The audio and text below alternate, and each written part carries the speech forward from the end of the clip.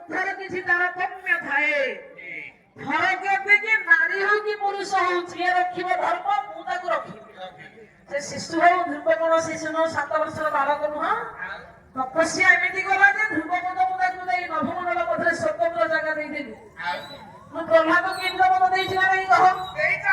ତାହେଲେ ପଣ୍ଡିତ ମଣ୍ଡଳୀ ସେଠି ତ ବୟସର ତାରତମ୍ୟ ନଥିଲା। ସେଥିପାଇଁ ମା ମାନେ ନାରୀ ହଉ କି ପୁରୁଷ ହଉ ଧର୍ମ ଯେ ରଖିବ ମୁଁ ତାକୁ ରଖିବି। ଏଇ ହଉଛି ପଣ୍ଡିତ ମଣ୍ଡଳୀ ଆଜ୍ଞା ଜୀବନ ଯୁଦ୍ଧକୁ ସଫଳ ରୂପରେ ପାଇବା ପାଇଁ ଏଇ ହଉଛି ସୂତ୍ର। ମାନେ ଅନନ୍ତ ହଉଛି ବିଦ୍ୟା କେହି ତାକୁ ଅନ୍ତ କରିବେ ନାହିଁ। ଇଏ ସୃଷ୍ଟି ଯେମିତି ଅନନ୍ତ ସୃଷ୍ଟି ଭିତରେ ସ୍ରଷ୍ଟା ସେମିତି ଏବେ ନସିବ। ଇଏ ସ୍ରଷ୍ଟାର ସୃଷ୍ଟି ସେମିତି ପଣ୍ଡିତ ବର୍ଣ୍ଣନୀ ଅନନ୍ତତାକୁ ଆମେ କୋଉ ବର୍ଣ୍ଣନା କରିପାରିବା?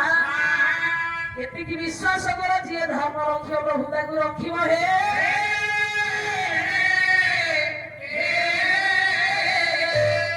ଆସନ୍ତୁ ଆଜ୍ଞା ଦିନକର ଘଟଣା ବିଷୟକୁ ଯିବା। ବିଷୟ ଭିତରେ ସାହିତ୍ୟ ସଂସ୍କୃତ ପୁରାଣ ଦର୍ଶନ ସମାଜ ସବୁ ଥିବ। ବିଷୟକୁ ନେଇକି ଯିବା। ଆଜି ଗୋଟେ ପବିତ୍ରମୟ ଭକ୍ତି ରସ ବିଷୟ କରିବା। ଶେଷ ଥାକ ପାଲା ନିର୍ଣ୍ଣୟ ଦିବସ ଯଜ୍ଞର ପୂର୍ଣ୍ଣାହୁତି ନାଇଁ। ହେ ପଣ୍ଡିତ ମଣ୍ଡଳୀ ଭଗବାନ ଶିବ ତପସ୍ୟା କରୁଥିଲେ। ଭଗବାନ ମୃତ୍ୟୁଞ୍ଜୟ ମଙ୍ଗଳମୟ ମହାଦେବ କଲ୍ୟାଣକାରୀ ସତ୍ୟ ଶିବ ସୁନ୍ଦର ମଙ୍ଗଳମୟ ଭଗବାନ ଶିବ ତପସ୍ୟା କଲା ବେଳେ ମା ଜଗଜ୍ଜନନୀ ଜଗଦମ୍ବା ପାର୍ବତୀ କାକଟପୁର ବାସିନୀ ମା ମଙ୍ଗଳା ମା ଗୌରୀ ଜଗଦତ୍ରୀ ମା ଝଙ୍କଡ଼ପୁର ବାସିନୀ ସେଇ ମା ଜଗଦମ୍ବା ଗୌରୀ ଭବାନୀ କାଳୀ ସେଇ ହଉଛନ୍ତି ଶାକମ୍ଭରୀ ବିନ୍ଧ୍ୟଗିରି ବାସିନୀ ମା ଦୁର୍ଗା। ପାର୍ବତୀ ଯାଇ ଭଗବାନ ଶିବଙ୍କୁ ଘରେ ପହଞ୍ଚିଲେ।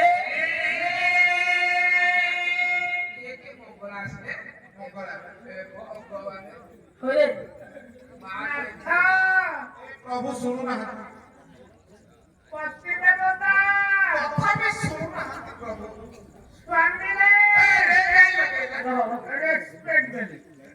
କରିକି ତମ ଘରେ ସ୍ତ୍ରୀ ସ୍ୱାମୀ କି ରେସ୍ପେକ୍ଟ ସମ୍ମାନ ଦିଏ।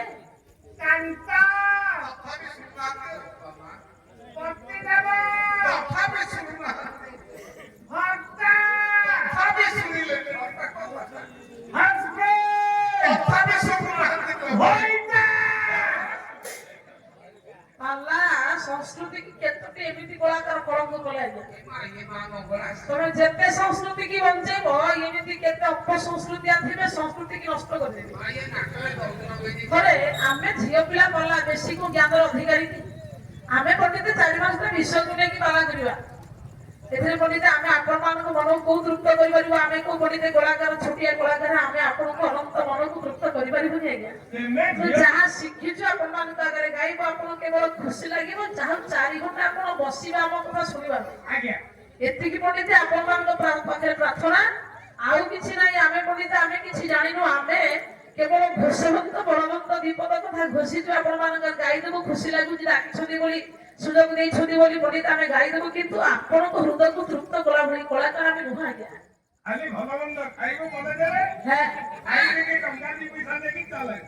ସେଇଠି କୋଉ କଥା ଅଛି ନା ଯେତିକି ଶିଖିଛେ ସେତିକି ପଣ୍ଡିତ ମଣ୍ଡଳୀ ଗ୍ରହଣ ଯୋଗ୍ୟ। ପଣ୍ଡିତ ମାନେ ବାସ୍ତବ କଥାକୁ ଶିକ୍ଷା ଲାଭ କରନ୍ତୁ ଆଉ କିଛି ଦରକାର ନାହିଁ। ତେଣୁ ଆଜ୍ଞା ସେଇଟା ମା ପରି ବୋଲି ମାଇ ଗ୍ରହଣ କରେ ବୋଲି ଗ୍ରହିତା ଅପସଂସ୍କୃତି ଆମେ ପଣ୍ଡିତ ଆଜି ଗାଁ ଗହଳି ଭାଷାକୁ ଲଗେଇ ଦଉଛେ। ହଉ ପାର୍ବତୀ କିନ୍ତୁ ପତି କୁହନ୍ତି ସ୍ୱାମୀ କୁହନ୍ତି ଶିବଙ୍କୁ ପାର୍ବତୀ କଣ ପ୍ରଶ୍ନ କଲେ? ମୁଁ ତମର ସ୍ତ୍ରୀ ମୁଁ କଣ ଜାଣିନି ଗ୍ରହଣ କରିବାରୁ ମା ମାନେ ନାନା ଗ୍ରହିତା ମାନେ ମା ଇପ। ଆଚ୍ଛା ପାର୍ବତୀ ସେଇ କଥା କହୁଥିଲେ ମାନେ ଆମେ ଇଏ ସଂସ୍କୃତରେ ନା ମା ଇପ ଗ୍ରହଣ କରିବାରୁ ଗ୍ରହିତା। ଆମେ ତ ଗାଁ କହିଲେ କହୁଛୁ ଘଇତା ନାହିଁ। ପୁଣି କହିଲୁ ଯେତେ ମନା କଲେ ତୁ କହିଦେବୁ ପରା। ଆଚ୍ଛା ପାର୍ବତୀ କଣ କହିଲେ କହ?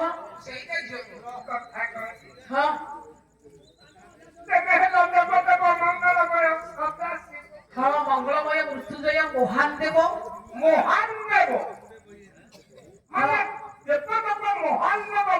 ନୀଳାଚଳ ନିବାସାୟ ନିତ୍ୟାୟ ପରମାତ୍ମନେ ବଳଭଦ୍ର ସୁଭଦ୍ରାଭ୍ୟାମ୍ ଜଗନ୍ନାଥ ନମଃ।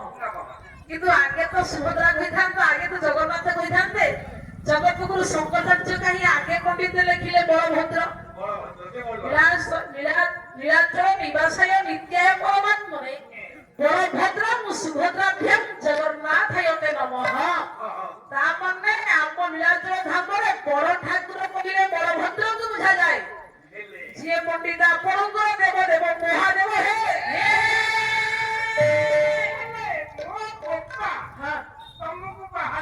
ହଁ ମହାନଦୀ ମହାନ ଦେବ ମହାନ ସତ ଲାଗିଛି ମାନେ ସେ ପୁଣି କଣ ସିଏ ଜଣେ ଛୁଆ ତମର ଗୋଟେ କାତ୍ରିକିଆ ଗୋଟେ ଗଣିଆ ଗଣିଆଟାର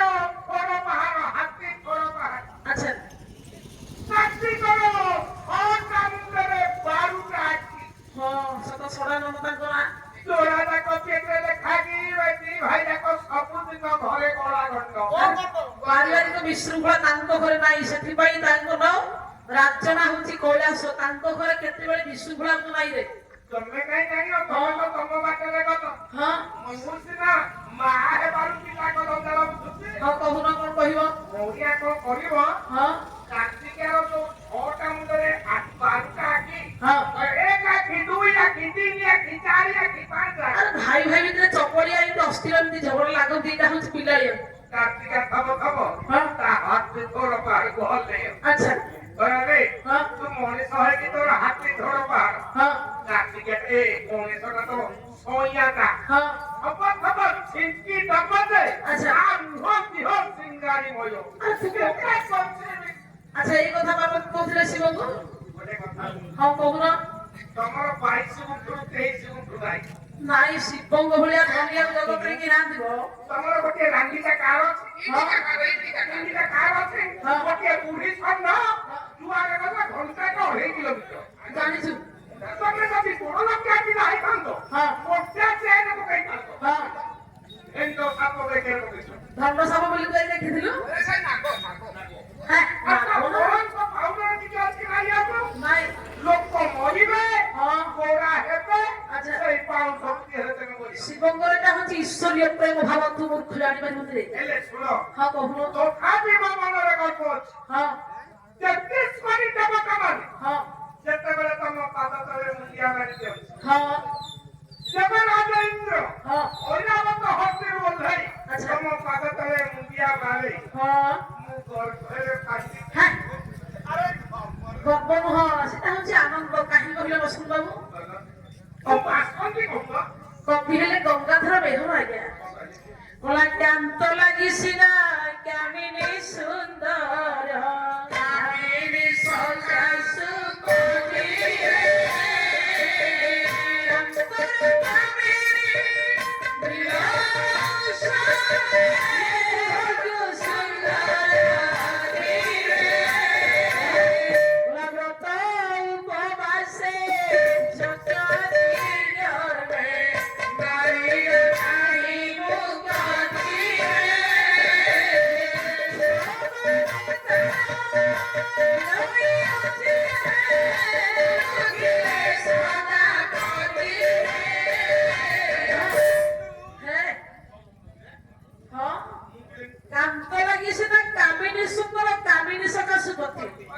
ସ୍ୱାମୀ ସୁନ୍ଦର ହଉ କି ଅସୁନ୍ଦର ହଉ କି ଧନୁ ହଉ କି ଦରିଦ୍ର ହଉ ଗୋଟେ ନାରୀ ପାଖେ ତା ସ୍ତ୍ରୀ ଥିଲେ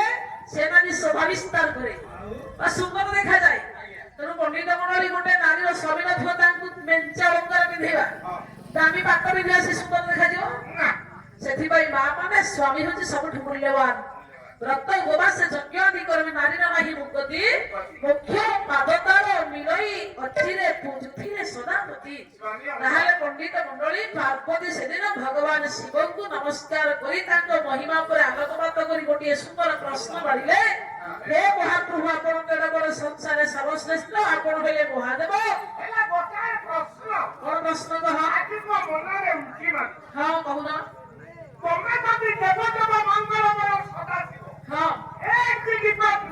ଆଚ୍ଛା ମୁଁ ଯେତେବେଳେ ତମ ସାଙ୍ଗରେ ଟିକେ ଦୁଃଖ ସୁଖ ହବାକୁ ଆସିଲା ବେଳକୁ ତମେ ବଡ ହେଇକି କାହାକୁ ଏତେ ସ୍ମରଣ କରୁଛ ସ୍ମରଣ ଧ୍ୟାନ ମୁଁ କାହାକୁ କରୁଛି ଖାଲି ଭୁଟୁରୁ ପଣ୍ଡିତ ଶିବ ମୋ କଥା କରୁଛ ହଁ କହୁନ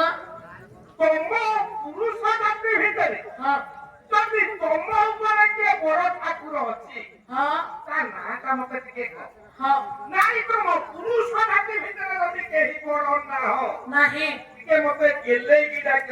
ଏ ପାର କଣ କହିବ କହିଲ ଏ ସୃଷ୍ଟି ଭିତରେ ହଁ ମା ମାନେ ହଁ ଆଜି କେହି ଘରକୁ ଯିବନି ନାଇଁ କାଲି କଲା ଆଜି ଶେଷ ହେଇଯିବ ହଁ ତମ ବାସି ପାଇକି ମୁଁ କରି ଓହୋ ଆଜି ସମସ୍ତ ବର୍ଷ ହଁ ଓହୋ ହେ ପାର୍ବତୀ ହଁ ଏ ସୃଷ୍ଟି ଭିତରେ ତମ ନାରୀ ଜାତି ହେଉଥାବାରା ଏତେ ଜଣ ଧାଇଲେ ଧକ୍କା ହେଇଯିବ ରେ ଶିବ ପୁରାଣ କ୍ଷେତ୍ର ମୋହନ ପ୍ରଧାନ ଅଭାଗ୍ୟର ଭାଗ୍ୟଦାତା ପାର୍ବତୀ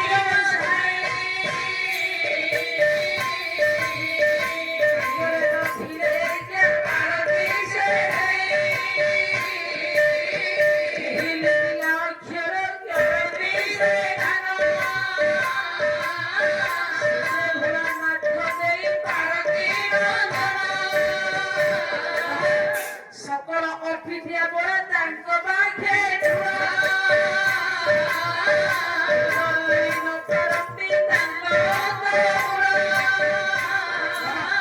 ଶିବଙ୍କର କେଉଁ ଗୋତ୍ର କେ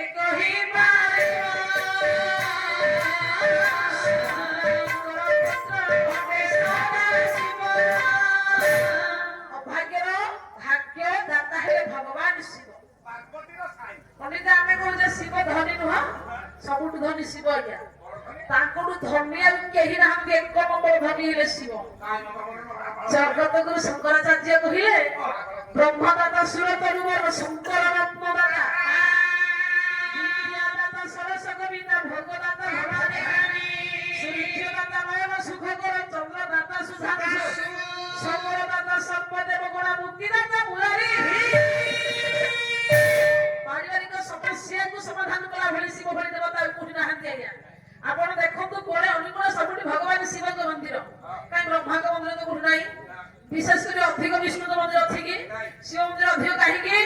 ନା ଗୋଟେ ପରିବାରକୁ ସମାଧାନ କଲା ଭଳି ଶିବ ଭଳି ଦେବତା କେହି ନାହାନ୍ତି ପୁଅ ନାହିଁ ତ ପୁଅ ଦେବେ ଧନ ନାହିଁ ଧନ ଦେବେ ଚାକିରି ନାହିଁ ଚାକିରି ଦେବେ ପଇସା ନାହିଁ ପଇସା ଦେବେ ସବୁ ସଜେଇ ଦେବେ ଆଜ୍ଞା ଶିବ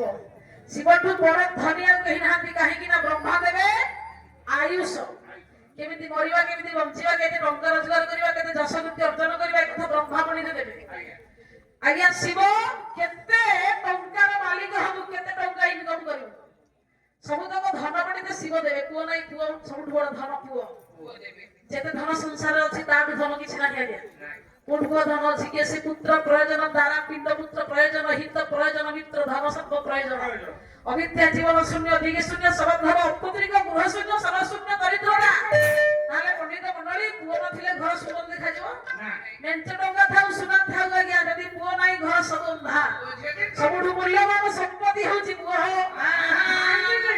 କିନ୍ତୁ ହଁ ଆମ ଗାଁ ନଟବାରିକି ବୁଢା 22 ବର୍ଷ ବାହାର ହେଲା ହଁ ମିଛ କହୁନି ସାଇ କେତେ ଡାକ୍ତରଖାନା ଉଡିଗଲା ହଁ ଶିବ ମନ୍ଦିରରେ ଗଲା ହଁ 21 ଦିନ ଅଭ୍ୟାସ କରିଲା ଆଚ୍ଛା କେମିତି ପୁଅ ଫ୍ୟାକ୍ଟରି ଖୋଲି ଦେଲେ ହଁ 3 ବର୍ଷରେ 6ଟା ପୁଅ ଏବେ କେତେ ପଇସା ପାଇଲା 50 ପଇସା ବସନ୍ତ ବାବୁ ଶିବ ଦେବେ ଧନ ପାର୍ବତୀ ଦେବେ ଭୋଗ ଗଣେଶ ଦେବେ ଜ୍ଞାନ ସରସ୍ୱତୀ ଦେବେ ବିଦ୍ୟା ନୟନ ଜ୍ୟୋତି ଦେବେ ସୂର୍ଯ୍ୟ ଦେହର ସୌନ୍ଦର୍ଯ୍ୟ ଦେବେ ଚନ୍ଦ୍ର କିନ୍ତୁ ଆତ୍ମାର ଗତି କରନ୍ତି ଭଗବାନ ବିଷ୍ଣୁ ସେମିତି ଆଜ୍ଞା ଅଭାଗ୍ୟର ଭାଗ୍ୟଦାତା କହିଲେ ବ୍ରହ୍ମା ଯାହା ଦେଇନଥାନ୍ତି ଶିବ ତାକୁ ଦେଇଦେବେ ଅକର୍ମା ଦାନି ସେ ବୋଲାନ୍ତି କର୍ମେ ନଥିଲେ ଯାଚି ଦିଅନ୍ତି କର୍ମ ନଥିଲେ ମଧ୍ୟ ଯାଚିକି ଦିଅନ୍ତି ଶିବ ଆଚ୍ଛା ପଣ୍ଡିତ ମଣ୍ଡଳୀ କବି ଲେଖିଲେ ଅଭାଗ୍ୟର ଭାଗ୍ୟଦାତା ପାର୍ବତୀର ସାଇ ଭାଗ୍ୟରେ ନଥିଲେ ଏକା ପାରନ୍ତି ସେ ନେଇ ବିହିଲ ହିଲା ଅକ୍ଷର କରନ୍ତି ସେ ଦାନ ସେ ଯେ ଭୋଳାନାଥ ଦେଇ ପାରନ୍ତି ନନ୍ଦନ ସକଳ ଅବିଦ୍ୟା ବଳ ତାଙ୍କ ପାଖେ ଠୁଳ ବେଦ କରି ନ ପାରନ୍ତି ତାଙ୍କ ଉତ୍ତମ ଏଇ ପଦଟି ମୁଁ କିଛି ବୁଝୁନି ହଁ ବୁଝୁନ କଣ ବୁଝ ମାନେ ଅବିଦ୍ୟା ହଁ ବିଦ୍ୟା କେତେ ହଁ ଅବିଦ୍ୟା କେତେ ଅବିଦ୍ୟା ପଣ୍ଡିତ 5 ବିଦ୍ୟା 32 ସବୁତକ ଶିବଙ୍କ ପାଖେ ଅଛି ଆଚ୍ଛା ବିଦ୍ୟା ମା ମାନେ 32 ବିଦ୍ୟା କଣ 32ଟା ବିଦ୍ୟା କଣ ଦରକାର ତ ଅଲଙ୍ଗା ନିବେଦ ସତ୍ୱର ମୀମାଂସା ନ୍ୟାୟ ବିଚାର ଧର୍ମଶାସ୍ତ୍ର ପୁରାଣ ଏତେ ବିଦ୍ୟା ଚତୁର୍ଦଶ ଆୟୁର୍ବିଦ୍ୟା ଧନୁର୍ବିଦ୍ୟା ଧର୍ମର୍ଥ ସାଧନ ଏତେ ବିଦ୍ୟା ସମିଶ୍ରିତ ବିଦ୍ୟା ଅଷ୍ଟାଦଶ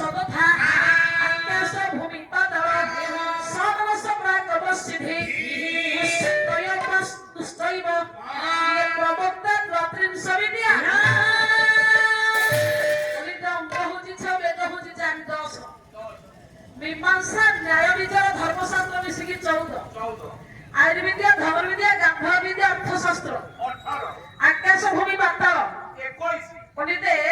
କବି ଲେଖିଲେ ଆକାଶ ଭୂମି ପାତାଳ ଷୋଡ଼ଶ 6ଟା ରସ 21 6 27 କୃଷି ଦ୍ରବ୍ୟ 3ଟା କୃଷି ବର୍ଷାକାଳୀନ ଗ୍ରୀଷ୍ମକାଳୀନ ଶୀତକାଳୀନ 30 ପ୍ରବଚନ ବିଦ୍ୟା ବାସ୍ତୁ ବିଦ୍ୟା 32 ପ୍ରତିଷ୍ଠା ବିଦ୍ୟା ଶିବଙ୍କ ପାଖରେ ଅଛି ଆଜ୍ଞା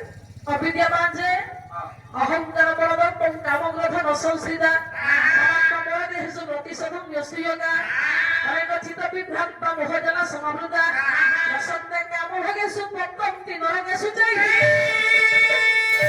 କାମଗ୍ରଥ ଲୋଭ ମୋହ ଅହଙ୍କାର ପଡ଼ିତେ 5ଟା ଅବିଦ୍ୟା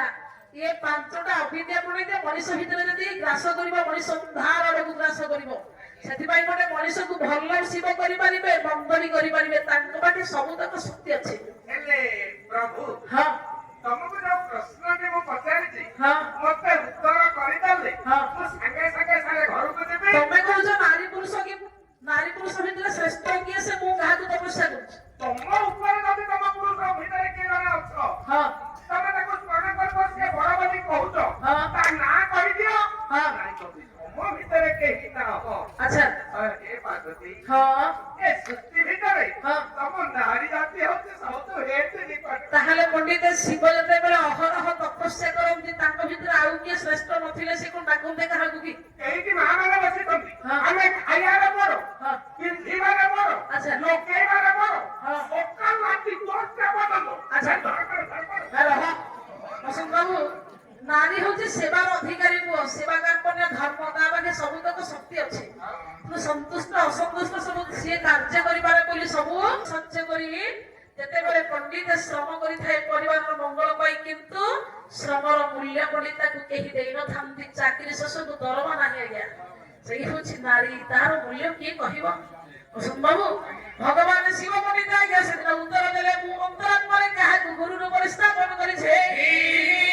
ତମେ କହୁଛ ମୁଁ କାହାକୁ ଡାକୁଛି ମୋଠୁ ଆଉ କିଏ ଶ୍ରେଷ୍ଠ ଅଛି ତ ମୁଁ ଅନ୍ତରାତ୍ମାରେ ଗୁରୁ ରୂପରେ କାହାକୁ ନିର୍ବାଚିତ କରିଛି ନହେଲେ ମୁଁ ସବୁଦିନ ରାତି ପାଇଲେ ତାଙ୍କ ପାଇଁ ଧ୍ୟାନ କରନ୍ତି ମୁଁ ଯଦି ସବୁଠୁ ଶ୍ରେଷ୍ଠ ହେଇଥାନ୍ତି ମୋ ଭିତରେ ଯଦି ଆଉ କିଏ ଶ୍ରେଷ୍ଠ ନଥାନ୍ତେ ମୁଁ ରାତି ପାଇଲେ ତାଙ୍କ ପାଇଁ ଧ୍ୟାନ କରନ୍ତି ତାମାନେ ମୋ ଭିତରେ କିଏ ସେ ଶ୍ରେଷ୍ଠ ଅଛି ହେ ମୋର ପଣ୍ଡିତ ମୋର ଏହା ସତ୍ୟ ଭଗବାନ ଶିବଙ୍କ ଉପରେ ଆଉ କିଏ ଶ୍ରେଷ୍ଠ ଅଛନ୍ତି ଆଜ୍ଞା ନଥିଲେ ପଣ୍ଡିତ ସଂସାର ଚାଲିବ ଭୀମ ଭୂଇକି ଆଣିବା ବୋଲେ ବ୍ରହ୍ମା ବିଷ୍ଣୁ ଶିବ ଜୟ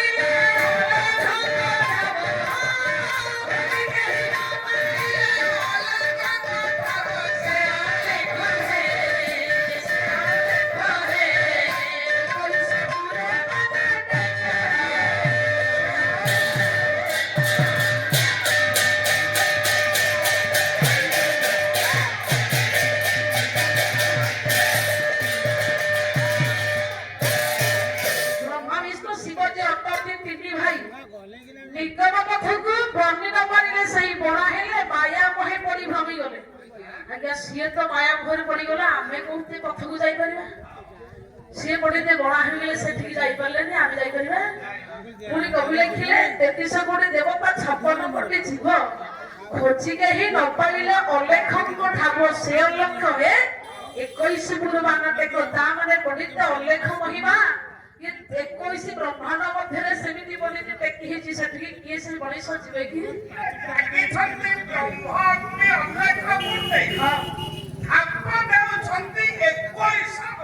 ତା ମାନେ ପଣ୍ଡିତ ଭଗବାନଙ୍କୁ ଏମାନେ ଯଦି ପାଇନାହାନ୍ତି ମଣିଷକୁ ପାଇବ କି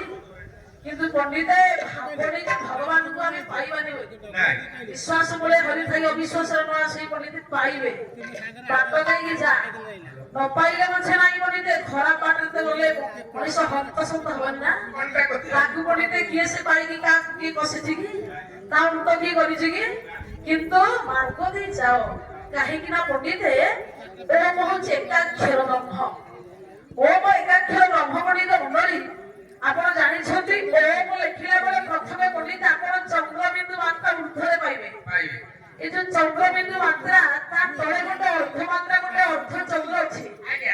ଏ ଅର୍ଦ୍ଧ ଚନ୍ଦ୍ର ତଳେ ପଣ୍ଡିତ ଓ ଶବ୍ଦ ଲେଖା ହେଇଛି এই হচ্ছন্তি বলিলে নিরঞ্জন বিন্দু হেলে নিরঞ্জন লেখ তার তলে যে আছে সেই হচ্ছে অর্ধমাত্রা যাহাকে মা যোগমায়া মাহেশ্বরী দুর্গা কুহাযাଏ তা তলে পণ্ডিতে যে ও ଅଛି সেই ও হেলে ব্রহ্মা বিষ্ণু মহেশ্বর এ নিরঞ্জন অলেখন্তু পণ্ডিতে জন্ম হেলে আদি ব্রহ্ম তা তলে জন্ম হেলে ব্রহ্মা বিষ্ণু মহেশ্বর পণ্ডিতে তাম্বড়া শব্দ মোহরি দিয়ই ସବୁରି କାମରେ ଭରି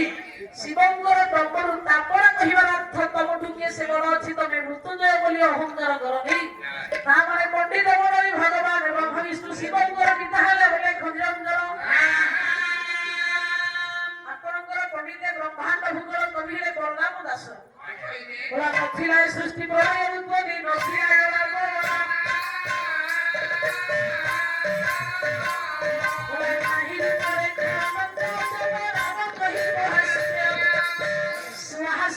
সহস্র বাঁকুড়া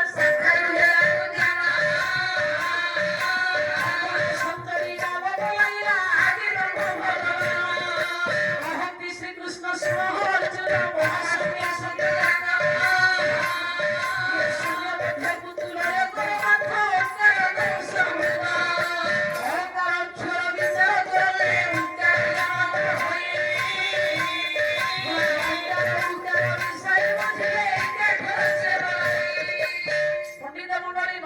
সৃষ্টি প্রলয় উৎপত্তি নথিলা জল ভগবান নাহি রূপ রেখ অনন্ত জপ নাম কহি মহাশূন্যরে যিয়ে থিলে সি হেলে নাম স্বাহা শব্দরু সহস্রে বাঁকুড়া শাখারু হেলে অপনা সন্তরী নাম ବୋଲାଇଲା ଆଦି ବ୍ରହ୍ମ ଭଗବାନ ଯିଏ ନାମ ରୂପରେ ଥିଲେ ସିଏ ହେଲେ ଅପନା ତାଙ୍କଠୁ ଜନ୍ମ ହେଲେ ଆଦି ବ୍ରହ୍ମ କହନ୍ତି ଶ୍ରୀକୃଷ୍ଣ ଶୁଣ ଅର୍ଜୁନ ମହାଶୂନ୍ୟ ଶୂନ୍ୟ ଜାତ ଶୂନ୍ୟ ମଧ୍ୟକୁ ତ୍ରୟ କର ପାର୍ଥ ଅକାରକୁ ସମ୍ଭୋଧ ଯିଏ ମହାଶୂନ୍ୟରେ ପଣ୍ଡିତେ ନାମ ରୂପରେ ଅଛନ୍ତି ସିଏ ହେଲେ ଅକାର ଅକ୍ଷର ବିଚାର କରନ୍ତେ ଉକାର ଜନ୍ମ ହୋଇ ଅକାର ଉକାର ମିଶାଇ ବୁଝିଲେ ଏକାକ୍ଷର ସେ ବୋଲାଇ ଅ ହେଲେ ବିଷ୍ଣୁ ହେଲେ ବ୍ରହ୍ମା ମ ହେଲେ ମହେଶ୍ୱର ଅର୍ଧମାତ୍ରା ହେଉଛି ଦୁର୍ଗା ତାର ଉପରେ ହେଲେ ନିରଞ୍ଜନ ତାପରେ ଓ ଶବ୍ଦରେ ପଣ୍ଡିତ ଏମାନେ ସବୁ ପୂର୍ଣ୍ଣ ଭାବରେ ଅଛନ୍ତି ବୋଲି ଆମ ଶାସ୍ତ୍ର ଆମକୁ ଜଣାଇଥିଲା ଶିବଙ୍କ ବୃଦ୍ଧରେ ପଣ୍ଡିତ ନିରଞ୍ଜନ ଲେଖ ଶିବ ବର୍ଣ୍ଣନୀୟ ବୋଲି ଅବନ ବୋଲି ଯାହାକୁ କୁହାଯାଏ ସିଏ ଅଛନ୍ତି ଆଦି ବ୍ରହ୍ମ ଭଗବାନ ଶିବ ପଣ୍ଡିତ ଜାଣିଥିଲେ କିନ୍ତୁ ଉତ୍ତର ଦେଲେ ନାହିଁ ମୁଁ କାହାକୁ ଭଜନ କରେ ମୁଁ କାହାକୁ ତପସ୍ୟା କରେ ମନନ କରେ ଯାଜନ କରେ ହେ ପାର୍ବତୀ ଏହାର ଉତ୍ତର କହିବାକୁ ତୁମେ ବ୍ରହ୍ମାଙ୍କୁ ପ୍ରଶ୍ନ କର କାରଣ ଏଡ଼େ ବଡ଼ ବ୍ରହ୍ମାଣ୍ଡରେ ବିଶ୍ୱ ସୃଷ୍ଟିରେ ସିଏ ତିଆରି କରିବା ଗଲା ନା ଗଢିଥିବା ଲୋକ ଯଦି ବ୍ରହ୍ମା ବଡ଼ ସମ କାହାକୁ ତିଆରି କରୁଥିବ ଆମେ ତ ଜାଣିନେ ତାଙ୍କୁ ପ୍ରଶ୍ନ କର ଏଡ଼େ ବଡ଼ ସୃଷ୍ଟି ମଧ୍ୟରେ ଶ୍ରେଷ୍ଠ ରୂପରେ ସେ କାହାକୁ ଗଢିଛି ପଣ୍ଡିତ ଭଗବାନ ଶିବ କାହିଁକି ଏମିତି ମାୟା ଛନ୍ଦିଲେ ଆଜ୍ଞା ସେ ଗୋଟେ ନୂଆ ଚରିତ୍ର ସଂସାରରେ ପୂଜା କରୁ ବୋଲି ଚାହୁଁଥିଲେ ସଂସାର ମଧ୍ୟରେ ଗୋଟେ ନୂତନ ଚରିତ୍ର ଆସୁ ତାର କୀର୍ତ୍ତି ଜଗତ ମଧ୍ୟରେ ବିଖ୍ୟାତ ହଉ ବୋଲି ପଣ୍ଡିତ ଭଗବାନ ଶିବ ମହାଜ୍ଞାନୀ ମହାଯୋଗୀ ମହାବାବାଜୀ ଆଜ୍ଞା ତାଙ୍କୁ ବୋଲି ବାବାଜୀ ଆଉ କେହି ନାହାନ୍ତି ମହାଯୋଗୀ ପୁରୁଷ ସିଏ ସବୁ ଜାଣନ୍ତି ଆଗତ ଭବିଷ୍ୟ ଅନାଗତ ପଣ୍ଡିତ ତ୍ରିକାଳଦର୍ଶୀ ତାଙ୍କୁ ସବୁ ଜଣା କିନ୍ତୁ ସେ ଗୋଟେ ଚରିତ୍ରକୁ ଆଣିବାକୁ ଚାହୁଁଥିବାରୁ ଭଗବାନ ବ୍ରହ୍ମାଣ୍ଡ ଉପରେ ଦାୟିତ୍ୱକୁ ବହନ କଲେ ହେ ପାର୍ବତୀ ସଂସାରରେ ସୃଷ୍ଟିର ସର୍ବଶ୍ରେଷ୍ଠ କିଏ ତେବେ ବ୍ରହ୍ମାଙ୍କୁ ପ୍ରଶ୍ନ କର ମୋତେ ୟାରୁ ସିଆଡୁ ବୁଲନି ମୋଟା ମୋଟି କଥା ବ୍ରହ୍ମକୁ ଜଣା ନାହିଁ ତ ନାହିଁ ଯଦି ବ୍ରହ୍ମାଙ୍କ ପୁରକୁ ଯିବାକୁ ହବ ତମ ସନ୍ଧୁକୁ ଡାକ ହଉ ମୁଁ ନିଜେ ତମ ସାଙ୍ଗରେ ଯିବି ବ୍ରହ୍ମଦେବଙ୍କୁ ନିଜେ ମୁଁ ପଚାରିବି ଏ ସୃଷ୍ଟି ଭିତରେ ପୁରୁଷ ବଡ କି ଆମର ନାରୀ ବଡ ତାହେଲେ ପଣ୍ଡିତ ମଣ୍ଡଳୀ ଯେତେବେଳେ ବ୍ରହ୍ମାଙ୍କର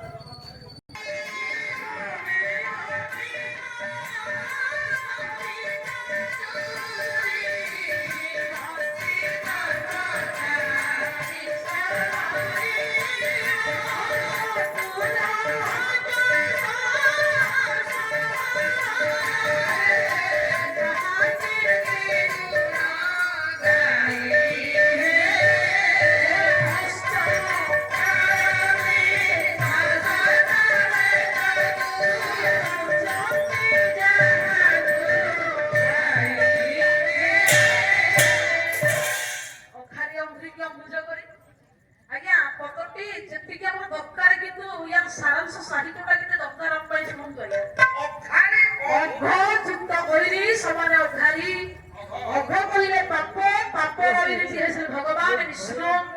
ପାପ ତ ବାପାକୁ ଛାଡ଼ିବନି ଆଜ୍ଞା। ପାପର ବାପା ହଉଛି ଲୋଭ। ଲୋଭ କରନ୍ତୁ କିନ୍ତୁ କଣ୍ଟ୍ରୋଲ ଭିତରେ ସେଥିପାଇଁ ପଣ୍ଡିତ ବେଶୀ ଲୋଭ କଲେ ପାପଟା ବଢେ। ସେଥିପାଇଁ କବି ଲେଖିଲେ ପାପ ପଣ୍ଡିତ ମଣ୍ଡଳୀ ଯଦି ଅଧିକା ହବ ତାହେଲେ ନିଶ୍ଚିତ ଦଣ୍ଡିତ ହବାକୁ ପଡେ। କାହିଁକି ନା ପାପର କହି ହେଲେ ବିଷ୍ଣୁ। ପାପିକି ସେ ଯୁଗେ ଯୁଗେ ପଣ୍ଡିତ ଶତ୍ରୁ ବୋଲି ଭାବନ୍ତି। ଅଘାରି ଅଙ୍ଘ୍ରି କି ଅମ୍ବୁଜ କରି ଅମ୍ବୁଜ କହିଲେ ପଦ୍ମ ଅଙ୍ଘ୍ରି କହିଲେ ପାଦ। ଭଗବାନଙ୍କ ପାଦକୁ ପଦ୍ମ ବୋଲି କୁହାଯାଏ। କରଦୟ ନେତ୍ରଦୟ ପାଦଦୟ ପଥିବଚ ନାଭିଲେକ ମତ୍ସ୍ୟକେଚ କମଳସ୍ତୁ ପ୍ରକୃତିତା ଯାତ୍ର ସରୋବର ମଧ୍ୟରେ ଭଗବାନଙ୍କର ପଣ୍ଡିତ ସର୍ବାଙ୍ଗ ଯଦି ଆଜ୍ଞା ପଦ୍ମ ପାଦକୁ ପଦ୍ମ ବୋଲି ବନ୍ଦନା କଲେ ଚନ୍ଦ୍ରମଣି। ଜଗଦାନନ୍ଦ କୁନ୍ଦାୟ ମନୋଦର୍ପି ହରାୟ ନୀଳାଚଳ ନିବାସାୟ ଜଗନ୍ନାଥାୟ ନମଃ। ନାରାୟଣ ମଙ୍ଗଳ କରନ୍ତୁ, କଲ୍ୟାଣ କରନ୍ତୁ, ଧର୍ମ ମଣିଷ କରନ୍ତୁ, ବିଦ୍ୟା ବୁଦ୍ଧି ଦିଅନ୍ତୁ, ଆଉ ଶରୀର ଆରୋଗ୍ୟ କରନ୍ତୁ। ଭାଇଙ୍କର ଦାମ୍ପତ୍ୟ ଜୀବନ ସୁଖମୟ ହେଉ, ସୁଯୋଗ୍ୟା ସୁକନ୍ୟା ହୁଅନ୍ତୁ। ଆପଣଙ୍କ ପୁଅ ଝିଅ ସର୍ବେ ଭଲ ଆନନ୍ଦ।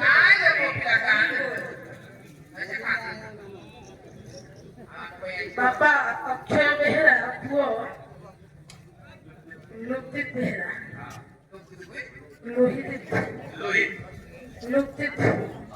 ହଉ ଗ୍ରାମ ହଉଛି ମାଳଦା। ବାବୁ ଲୁପ୍ତିତ ଭଲ ନା ନାରାୟଣ ମଙ୍ଗଳ କରନ୍ତୁ, କଲ୍ୟାଣ କରନ୍ତୁ,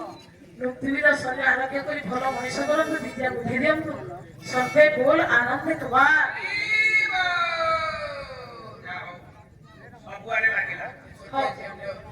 ତାହେଲେ ପଣ୍ଡିତ ମଣ୍ଡଳୀ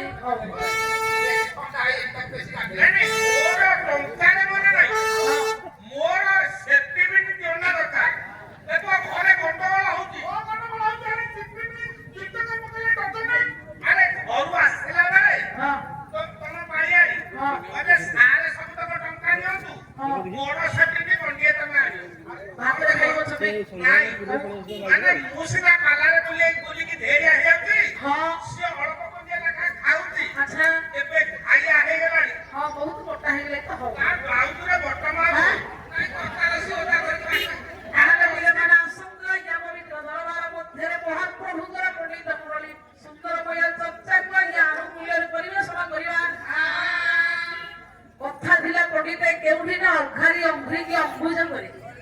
ଭଗବାନଙ୍କ ରୂପକୁ ଭାବରେ ପ୍ରେମରେ ଯିଏ ଯେମିତି ଚାତୁରୀ କରି ଲେଖିଛି ଆଜ୍ଞା। ଆଜ୍ଞା କବି ଲେଖିଲେ ବିରଞ୍ଚି ଦର୍ପକାରୀ ସର୍ପରିଣ ଚତୁର ପଞ୍ଚ ସହସ୍ର ବଦନ। ବିରଞ୍ଚି ବ୍ରହ୍ମାଙ୍କୁ ରକ୍ଷା କରିଥିଲେ ପଣ୍ଡିତ ଶଙ୍ଖାସୁର କୁମାରୀ ବେଦକୁ ବଞ୍ଚେଇଲେ ବିଷ୍ଣୁ। ବିରଞ୍ଚି ଦର୍ପକାରୀ ସର୍ପରିଣ ଚତୁର ପଞ୍ଚ ସହସ୍ର ବଦନ। ସର୍ପରିଣ କିଏ ସିନା ଭଗବାନ ଶିବ ଯେତେବେଳେ ଗରଳ ଭକ୍ଷଣ କଲେ ସାଗର ମନ୍ଥନ ହେଲା ସମସ୍ତେ ସବୁ ନେଇଗଲେ ବିଷ ପିଇଲେ ଶିବ। ପଣ୍ଡିତ କଣ୍ଠରୁ ଗର୍ଭକୁ ଗଲାନି ବୋଲି ଭଗବାନ ହେଇଗଲେ ନୀଳକଣ୍ଠ। କାହିଁକି ନା ନାମ ବ୍ରହ୍ମ ଥିଲା ଭଗବାନଙ୍କ ଶିବଙ୍କ କଣ୍ଠରେ। ଭଗବାନ ବିଷ୍ଣୁଙ୍କର ନାମ ରୂପୀ ତାରକା ମନ୍ତ୍ର ନାମ ତାରକା ମନ୍ତ୍ର ଥିଲା ବୋଲି ଗର୍ଭକୁ ଗଲାନି ବିଷ। ନୀଳକଣ୍ଠ ହେଇଗଲେ ଭଗବାନ ବିଷ୍ଣୁ ରଖିଲେ ଶିବଙ୍କୁ ଧରିଲେ।